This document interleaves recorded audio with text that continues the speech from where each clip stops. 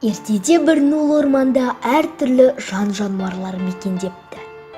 Оларды аң патшасы арыстан билеп тұрыпты. Бірде арыстан: барлық аңдар алдыма жиналсын деп бұйырыпты.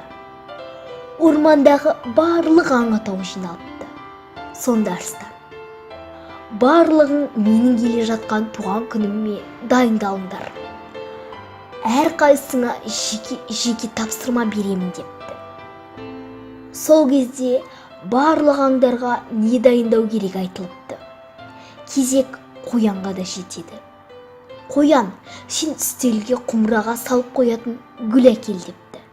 Арыстан: қоян орманның ішін арлы-берлі кезіп, бір гүл таппапты. Қайтсын байғұс, өйткені бұл қақаған суық қыс мезгілі еді. Барлық аңдар өз тапсырмаларын орындап, тек арыстанды күтіп тұрады.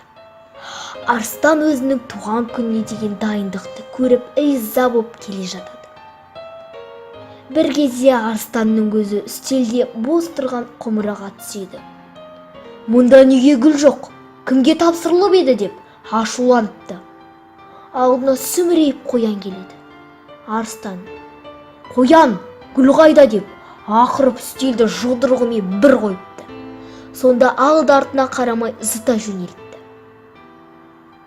Сол күйінде үйіне кеп, есігін ішінен бекітіп, терезелерінің перделерін түсіріп жауып, жан-жағына қарап, ешкімнің жоғына көзі жеткен кезде өзінің үстеліне келіп, бар ашуын бойына жинап, гүл жоқ деп үстелді жұдырығымен бір қойыпты.